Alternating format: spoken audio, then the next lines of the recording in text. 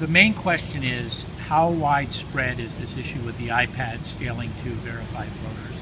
Well, it's actually over.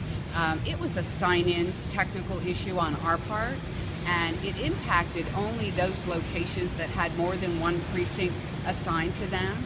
And our IT department and our vendor figured it out quite early. We have about 48 people in the field, and we were able to notify those duplicated co-located precincts pretty early this morning.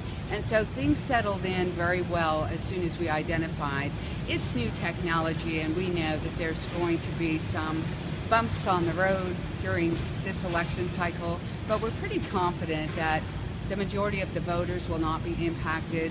And as that issue was happening earlier this morning, we verified that in fact the poll workers did exactly what they were directed to do in training. They were issuing provisional ballots, and as you can see, we're meeting with the canvassing board. Every provisional ballot will be reviewed by the canvassing board, and we're pretty confident that we'll be able to count those provisional ballots. Do you have any kind of guess at this point as to how many actual voters were affected?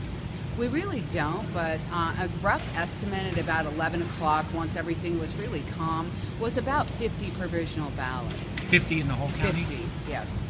Okay, so of course for those 50, we expected that there would be some technological challenges. It's never a good time to put out new technology, but I believe that we've done our very best, and I do know that our poll workers have done an excellent job working towards efficiency today. So bottom line, anybody who the iPad didn't recognize, their vote is most likely going to count.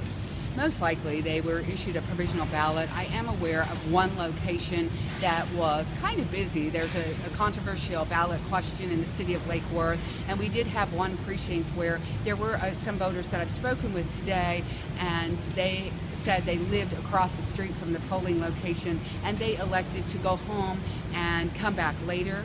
And I did speak with them. I believe most of the news press spoke with them as well, and they did in fact come back later and voted a regular ballot. They didn't want to vote a provisional.